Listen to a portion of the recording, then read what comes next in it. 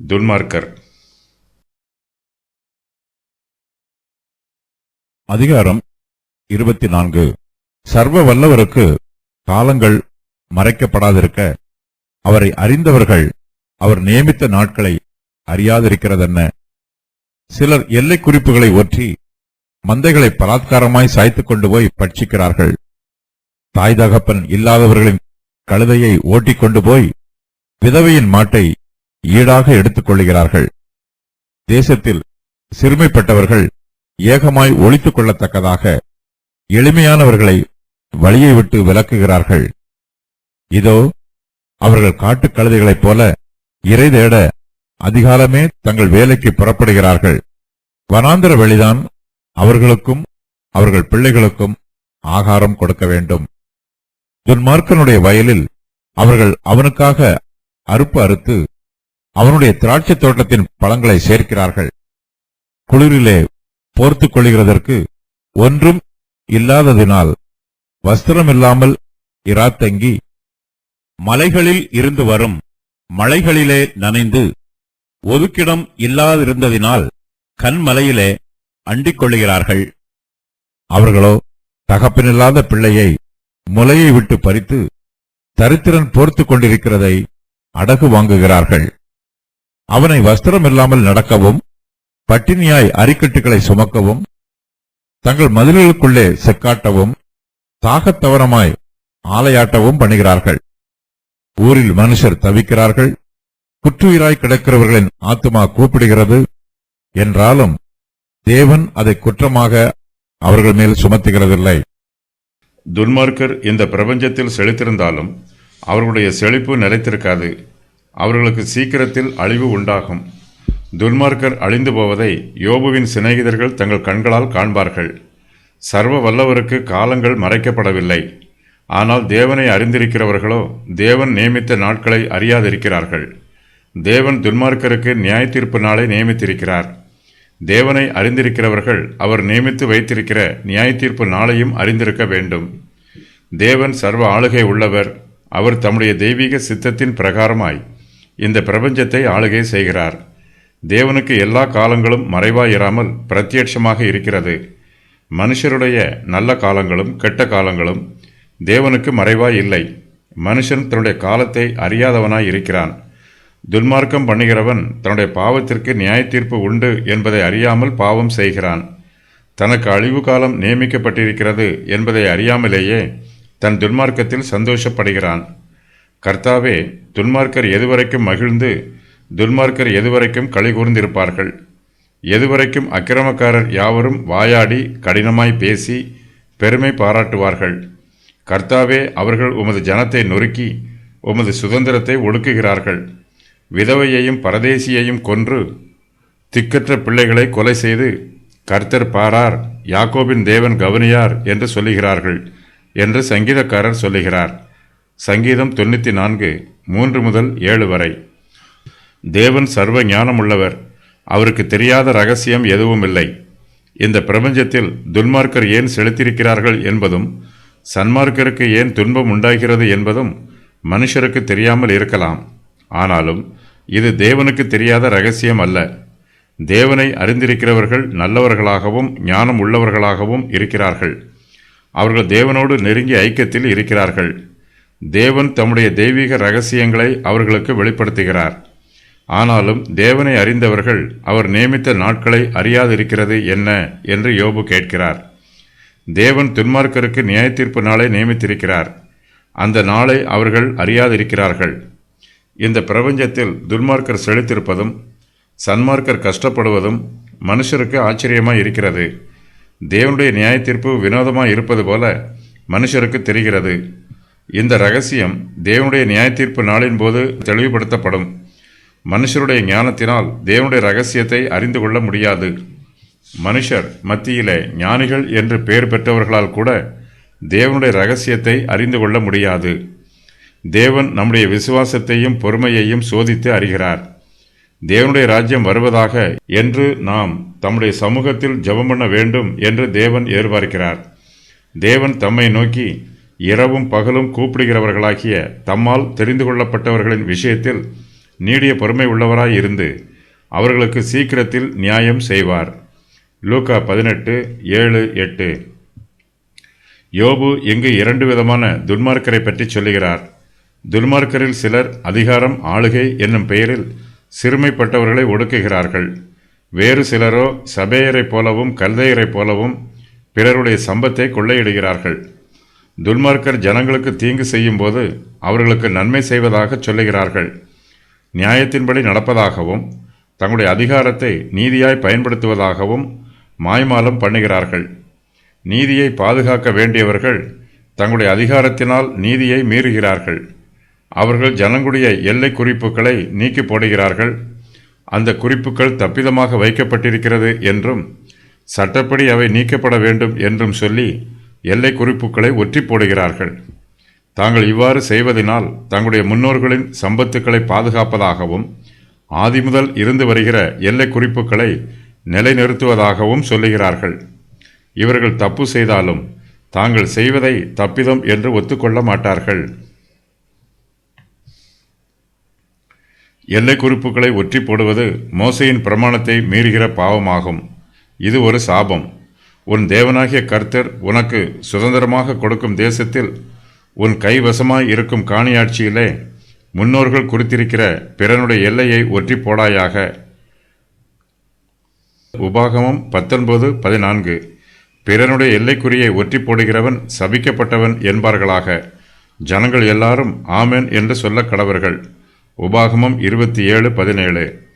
துன்மார்க்கர் பிறருடைய மந்தைகளை பலாத்காரமாய் சாய்த்து கொண்டு போய் பட்சிக்கிறார்கள்.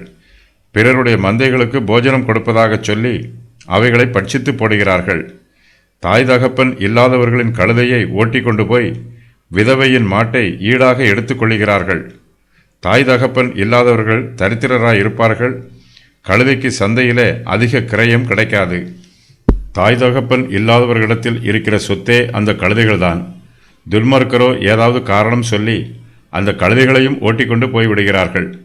விதவைகளிடம் பெரிய சம்பத்து எதுவும் இருக்காது.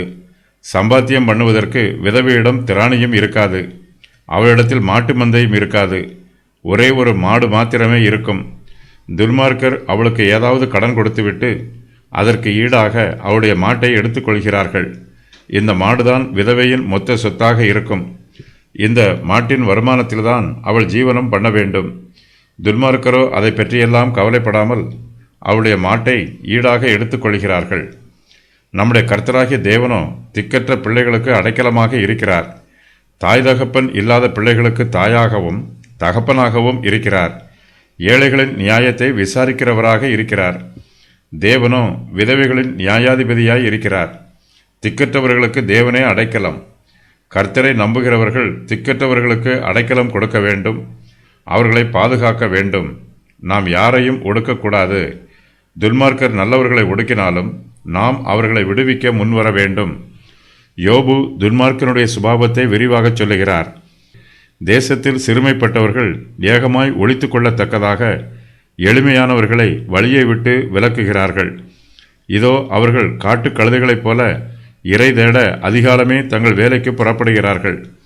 வனாந்திர வெளிதான் அவர்களுக்கும் அவர்கள் பிள்ளைகளுக்கும் ஆகாரம் கொடுக்க வேண்டும்.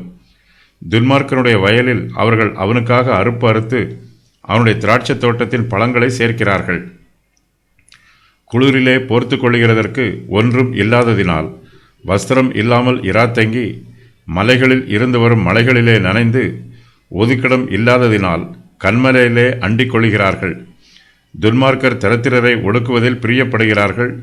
ஏழைகளை தங்களுக்கு கீழ்ப்படுத்தி அவர்களை அடிமைப்படுத்தும் போது துன்மார்க்கருடைய இருதயம் சந்தோஷப்படுகிறது. ஏழைகளுக்கு உதவி புரிவதாக சொல்லி அவர்களுக்கு தீங்கு செய்கிறார்கள். ஏழைகள் மீது பொய்யான குற்றச்சாட்டுக்களை சொல்லி அவர்களை தண்டிக்கிறார்கள். ஏழைகளும் துன்மார்க்கருக்கு பயந்து அவர்களை விட்டு ஓடிப்போய் விடுகிறார்கள். துன்மார்க்கர் தகப்பன் இல்லாத பிள்ளைகளுக்கு தீங்கு செய்கிறார்கள். அந்த பிள்ளைகளுக்கு தாயும் தகப்பனும் இல்லாமல் ஆக்கிவிடுகிறார்கள். பிள்ளைகளோ தாயின் ஆதரவும் தகப்பனுடைய ஆதரவும் இல்லாமல் பட்டினியாய் இருந்து அழிந்து போகிறார்கள். தாய் தகப்பன் இல்லாத பிள்ளைகள் அழிவதை பார்த்து துன்மார்க்கர் இரக்கம் காண்பிப்பதில்லை. துன்மார்க்கர் யாருக்கும் இரக்கம் காண்பிக்க மாட்டார்கள். அவர்களுடைய பேச்சிலும் செய்கையிலும் நியாய தீர்ப்பிலும் இரக்கம் இருக்காது. தரித்திரன் பொறுத்து கொண்டிருக்கிறதை துன்மார்க்கர் அடகு வாங்குகிறார்கள். அவனை வஸ்திரமில்லாமல் நடக்கவும், பட்டினியாய் அரிக்கட்டுகளை சுமக்கவும், தங்கள் மதில்களுக்குள்ளே செக்கு ஆட்டவும், தாகத்தவனமாய் ஆலையாட்டவும் பண்ணுகிறார்கள். செக்காட்டுவது மிகவும் கடினமான வேலை. துன்மார்க்கரோ தரித்திரரை பட்டினியாய் வேலை வாங்குவார்கள். தரித்திரர் தாகத்தவனமாய் ஆலையை ஆட்டுவார்கள். துன்மார்க்கர் அவர்களுக்கு போஜனமோ தாகத்திற்கு தண்ணீரோ கொடுக்க மாட்டார்கள். துன்மார்க்கர் கிராமங்களிலும் தீங்கு செய்கிறார்கள், பட்டணங்களிலும் தீங்கு செய்கிறார்கள். துன்மார்க்கர் நிமித்தமாய் ஊரில் மனுஷர் தவிக்கிறார்கள். குற்றுயிராய் கிடக்கிறவர்களின் ஆத்துமா கூப்பிடுகிறது. ஐஸ்வர்யவான்களும் அதிகாரத்தில் உள்ளவர்களும் ஊரில் தீங்கு செய்கிறார்கள். ஏழைகளை ஒடுக்குகிறார்கள்.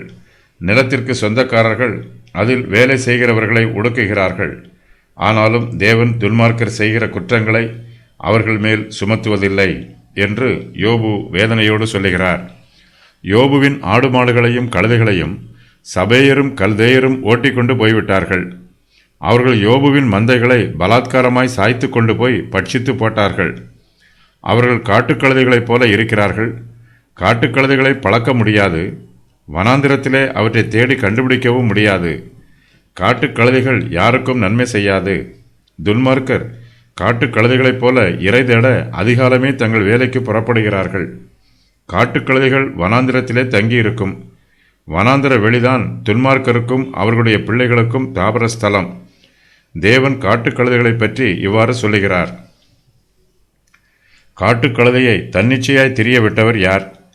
அந்த காட்டுக்கழுதையின் கட்டுகளை அவிழ்த்தவர் யார்? அதற்கு நான் வனாந்திரத்தை வீடாகவும் ஒவ்வொரு நிலத்தை வாசஸ்தலமாகவும் கொடுத்தேன்.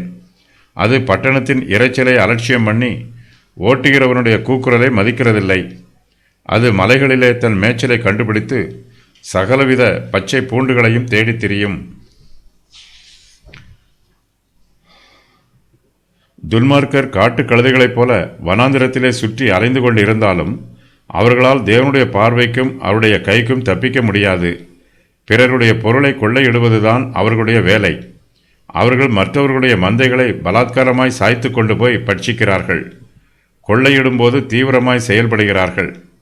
பிறர் பொருளை கொள்ளையிடுவதில் அதிக அக்கறை காண்பிக்கிறார்கள். காட்டுக்கழுதைகளைப் போல துன்மார்க்கரும் அதிகாலமே கொள்ளையடிக்கப் போகிறார்கள்.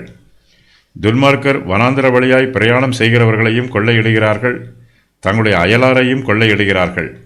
துன்மார்க்கர் மற்றவர்களுடைய வயலில் அறுப்பு அறுத்து அதை தங்களுக்கு சொந்தமானது போல தங்களுடைய வீட்டிற்கு எடுத்துக்கொண்டு போய்விடுகிறார்கள். துன்மார்க்கனுடைய வயலில் அவர்கள் அவனுக்காக அறுப்பு அறுத்து அவனுடைய திராட்சை தோட்டத்தின் பழங்களை சேர்க்கிறார்கள் என்னும் வாக்கியத்திற்கு துன்மார்க்கன் பிறனுடைய வயலில் அவனுக்காக அறுப்பு அறுத்து அவனுடைய திராட்சை தோட்டத்தின் பழங்களை தங்களுடைய வீடுகளில் சேர்க்கிறார்கள் என்று வேத பண்டிதர்கள் பொருள் சொல்லுகிறார்கள். துன்மார்க்கர் தரித்திரனுக்கு கடன் கொடுத்து அதற்கு ஈடாக அவனுடைய வஸ்திரங்களை அழகாக வாங்குகிறார்கள். அவனோ குளிரிலே போர்த்து கொள்கிறதற்கு ஒன்றுமில்லாமல் இருக்கிறான். இரவிலே வஸ்திரம் இல்லாமல் தூங்குகிறான். இரவின் குளிரை தாங்க முடியாமல் வேதனைப்படுகிறான். துன்மார்க்கர் மூலமாய் இப்படிப்பட்ட பாடுகளை அனுபவிக்கிறவர் ஏராளமானோர் இருக்கிறார்கள். அவர்கள் மலைகளில் இருந்து வரும் மலைகளிலே நனைந்து ஒதுக்கிடம் இல்லாததினால் கண்மலையிலே அண்டிக் கொள்கிறார்கள். குளிருக்கு பொறுத்து கொள்ள இவர்களுக்கு வஸ்திரம் இல்லாமல் இருப்பதினால் கண்மலையின் மறைவிடமே இவர்களுக்கு வஸ்திரம் போல இருக்கிறது.